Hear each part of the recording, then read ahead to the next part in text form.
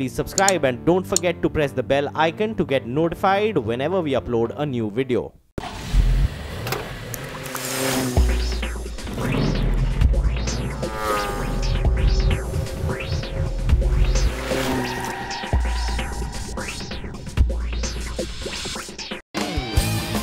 On the show today, we drive the new 2018 Porsche Cayenne. There's a new 125cc scooter from TVS that promises more torque. We check out Kia's new plant site in AP, and Shumi answers all your questions on Auto Selector. Hello and welcome to this week's edition of Overdrive. I am your host Rohit Paradkar, and we kickstart this show with the third generation of the Porsche Cayenne, a model that's going to make its India debut very soon. And because Porsche's Indian operations stem at Porsche Middle East, we were invited all the way to Fujairah near Dubai to sample the car. Check it out. Porsche is the mark that gave the automotive world the holy three-digit number, the 911. Porsche also gave the industry a lesson in timeless design. And just as these facets become holy scriptures for the worshippers of speed, Porsche unleashed a prophecy that would shape the future of performance cars. In a rally-bred 959, Porsche foresaw sports car level of performance on a high-riding car, and that went on to redefine the meaning of sports in a sports utility vehicle. The modern-day bearer of this prophecy is called the Cayenne, and like them or not, but the likes of the Bentayga, the Levante, the Urus, its soon-to-be-born enemy from Modena, and the army of AMG S and M-badged SUVs from Germany are all conceived from the same idea. Their ability to combine racetrack-worthy performance with everyday practicality and a certain degree of bad road capability keeps the cash registers ringing for their makers. Many purists still cringe at the idea of a Porsche SUV, but the Cayenne, which is now in its third generation, is a special car in more ways than one. The Porsche Cayenne is a very important car for the brand. It sells in big numbers, and that way it is quite important because it brings in the big bucks, and that means that people like you and I can continue enjoying new and improved 911s quite often. In typical Porsche fashion, the design is evolutionary and hard to differentiate from the outgoing model. Look at the boot for a seamless strip of glass enveloping the Porsche lettering and connecting the sleek LED taillights, and you will know is the new Cayenne. That strip also highlights the broad shoulders of the new model. Unlike typical Porsche designs where the bonnet is placed lower than the headlights, the new hood sits in line with them. The headlights can now be specified with adaptive matrix LED lamps. The bumpers retain their three-pot layout but have tighter shapes for the air intakes and cooling ducts and feature active flaps as well. The glass dome in the central dam for the road monitoring cameras and the sensors looks a bit ungainly though. The Cayenne's roof has been lowered by 1 cm, while the wheel sizes have gone up by an inch across variants, and that, along with the tighter lines, make the overall profile of the Cayenne look athletic and significantly more compact than the rest of the lineage. It may seem compact on the outside, but the moment you climb into the cabin, you get a nice commanding view of the road like a typical high-riding SUV. And the first thing that you will notice the moment you get in is the cleaner center console. All that switchgear clutter is gone. Pressure touch switches like in the new Panamera replace the conventional switchgear and reduce the visual clutter. A 12.3-inch infotainment screen grabs attention away from the trademark Porsche clock and dominates the Cayenne typical vertical profile of the dashboard. It feels like they stashed a netbook into the dashboard. The software feels like it too. You can customize the layout, you can have your own apps, you can have a Wi-Fi hotspot, and you can also stream entertainment off the internet. I love the new instrumentation too. A large analog tachometer is flanked by two 7-inch digital screens that can display sat-nav maps and infotainment data, or simply mimic the 5-pot instrumentation of yesteryear Porsche cars to keep the purists happy.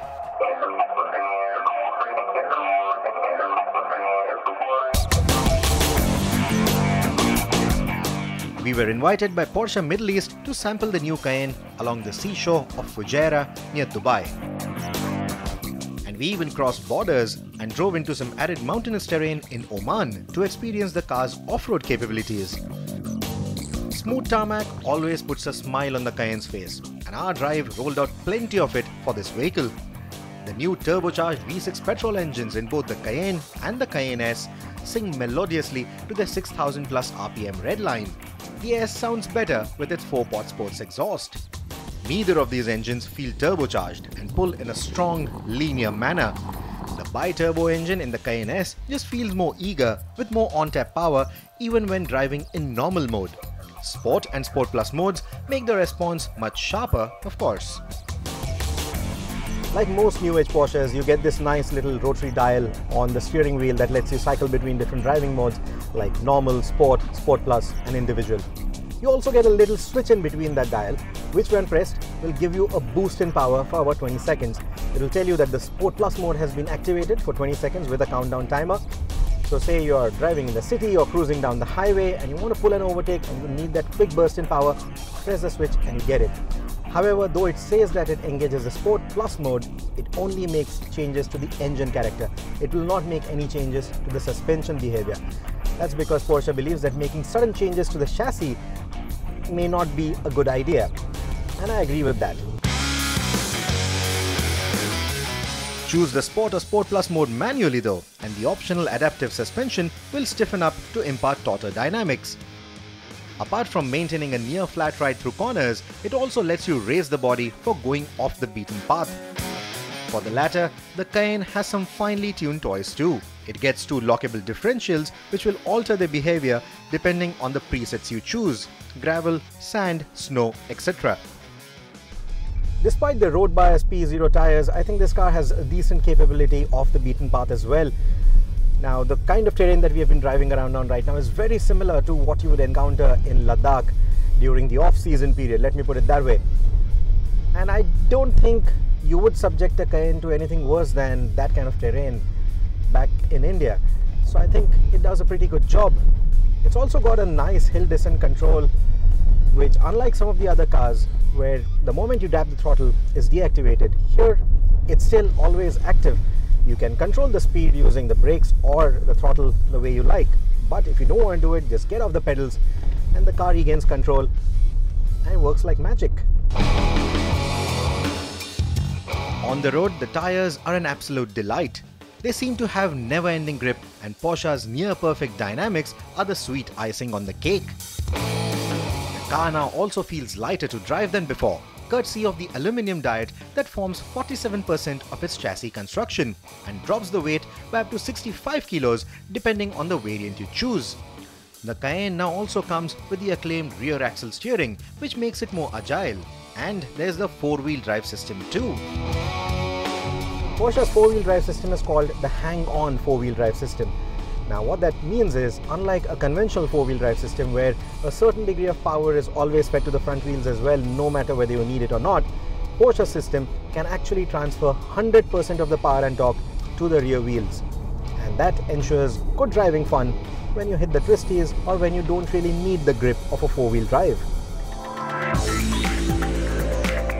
Apart from a highly alert but discreet safety net, Porsche also lets you opt for its new tungsten carbide coated disc brakes, which have better friction, lesser fade and brake dust, and a mirror finish appearance compared to the conventional cast iron brakes.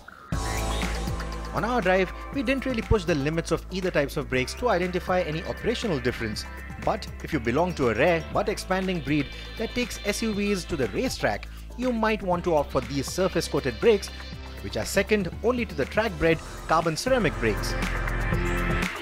Either way, the Cayenne is usually bought by those who want superiority in driving dynamics over the other luxury SUVs and crossovers in the market. I think with all the driving that we have done today on the highway, a little bit around the twisties, a little bit off the road as well, I think it would be safe to say that the new Cayenne is going to be a fun car to drive no matter what terrain you drive it on. And that is a very good news for anyone who is looking forward to buying the new Cayenne. The better news, however, is that the Cayenne and the Cayenne S that we've driven today are probably going to be the last of the variants to come to the market. The new Cayenne begins its innings in India with the Cayenne Turbo. 4-litre bi-turbo V8, 550 PS of power and over 700 Newton meters of torque. Now that is something worth looking forward to. This is now time for the auto selector, when I'm going to toss your queries to Shumi and he's going to answer them. Hello Shumi. The first question comes from Mr. Deep Nayak. He wants to know, when will factory-fitted CNG scooters be available in India? CNG two-wheelers, do you know what mileages they are giving nowadays? You've got like the 100cc bikes giving 100 kilometers per litre. Honestly speaking, we don't know when any CNG powered two-wheelers will be available. The talk has been on for a while. We haven't seen any move by anybody to move towards production. Given the fact that BS4 has just happened, BS6 is around the corner, electric vehicles are being talked about, I honestly don't know when and if this CNG thing will ever happen for two-wheelers. So I would say if you're waiting for them, give it up, go buy something that you like. I don't think it's worth waiting for. Shumi, the next question comes from Mr. Balse. He drives a Dzire in Mumbai and wants to upgrade to an automatic transmission car. Now he wants to know what are his options, and his primary criteria are good after-sales service and decent mileage. I think this is a very common question. How do you move from a manual to an automatic? Because our traffic just keeps getting worse and there seems to be no solution immediately in sight. I would tell you, your first option is to sell your Dzire and get the new one. The new Dzire already has more space, more features. It's a very, very nice car to drive and you'll get the automatic that you're looking for. Alternatively, you could upgrade to the next segment where you've got the City, you've got the Verna, you've got the Ciaz. Out of this, the City has just been updated, the Ciaz update is due, and the Verna has just been updated and it's now our car of the year, and that's what we'd recommend. So two choices, new Dzire, or you can go and pick up the upgrade option, which is the new Verna, or alternative to the Verna, City or Ciaz. Shumi, the next question is quite interesting. It comes from Rishikesh Patil. Now he wants his second car. It should seat 4 to 5 people and most of his driving will be out on the highway. His options are the Jeep Compass or the Toyota Innova. And if it's the Innova Krista, then should he go for the manual or the automatic? And again, if it's the Innova Krista, should he go for the 2.8Z in the automatic transmission? And how is it in terms of frugality and reliability as compared to the 2.4 litre variant? Your first option is the Jeep Compass. It's the smaller of the two cars and that's one of the things that goes against the Compass, if anything at all. But I would say pick the Compass only if there is a heavy off-roading and serious off-roading component to what you're talking about. If it's just broken roads, we know the vehicle that works really well in India, and that's the Innova.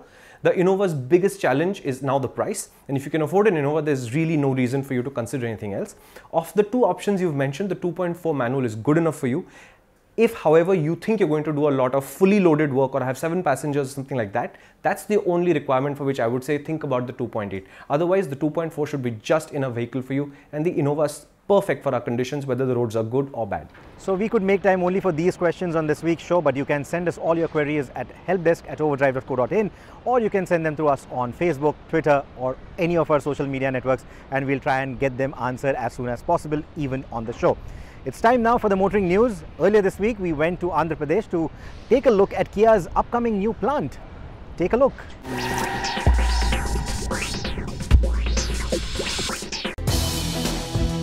Kia Motors India celebrated the installation of its factory framework at its 536-acre plant site at Anantapur in Andhra Pradesh. This is Kia's 15th plant worldwide and has attracted an investment of over $1.1 billion. Kia says that the plant will provide up to 3,000 direct job opportunities and also attract Tier 1 OEMs to Anantapur. Andhra Pradesh Chief Minister Shri N. Chandrababu Naidu, who was present at the ceremony, said that his government wants to make the state an automotive manufacturing hub and that the state will provide the necessary resources to create a healthy ecosystem for automotive brands and OEMs. Kia proudly announced that the plant construction is running ahead of schedule and the facility should be fully functional for mass production by 2019 with an annual capacity of 3 lakh units. 90% of the produce will be sold locally, while the rest will be exported.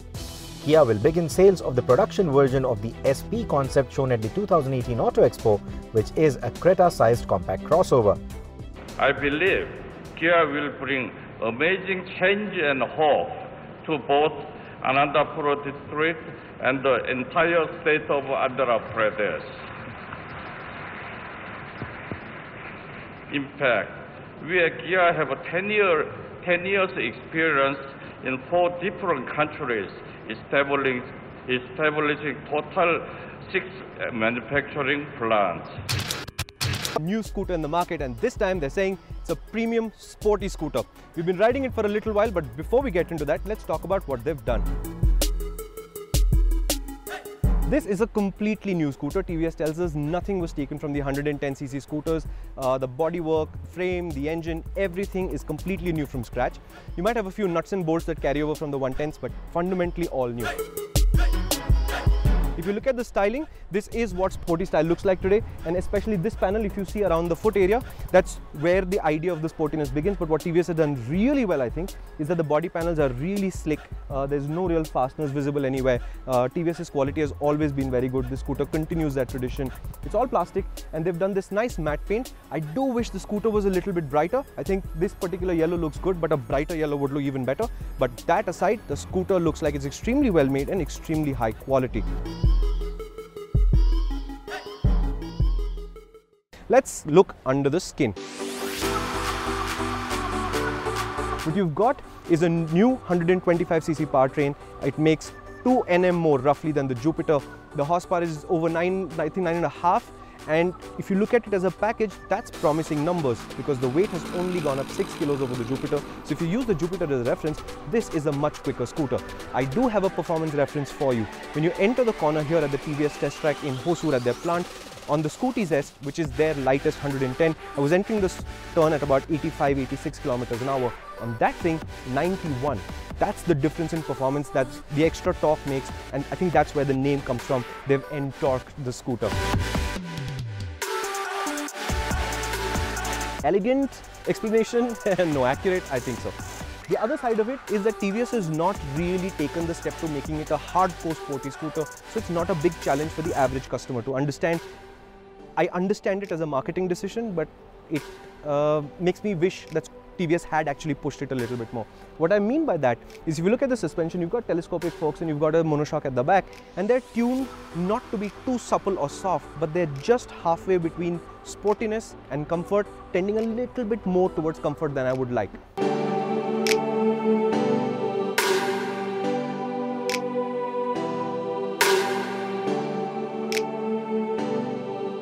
In the corners, it's phenomenal. The tires are extremely grippy. They're TVS tires. They grip really well. You can lean it really hard. I've been scraping the bodywork on the scooter. Very satisfying. But I keep wishing that the suspension was a little bit stiffer, and in that stiffness, you would have got the sense of a sporty scooter back from it. The flip side, the ride quality should be actually quite good for a sporty scooter, and it will be stiffer than the average scooter, but not even close to as stiff as, for example, the Aprilia SR150. That's the package they've made. But TVS are not done, because what they've also done is given us an instrument cluster that talks to the phone. You sync it by Bluetooth, currently only on Android. There is a Play Store app that you can download, and it's got all the basic features in it. You've got navigation assist, it tells you how much fuel you've got, it will put on the screen the location you're in, just in case you're out on the highway, you see a nice place and you're trying to figure out where you are. Little features that really add up. The screen doesn't really look very fancy, the graphics are kept neat and simple, so it should be easy to read, but the feature set is complete.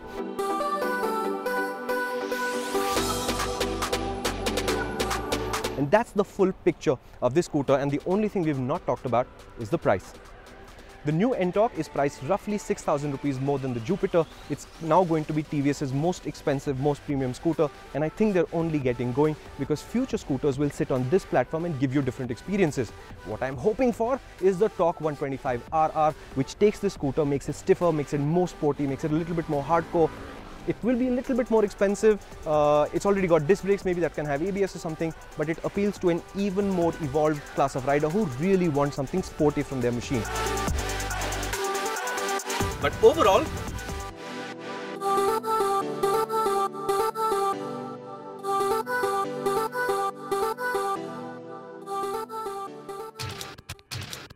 well, that ended on a positive note for Shumi, but this is just the start. This is the beginning of a year with a lot more exciting scooters and two-wheelers, and of course cars as well.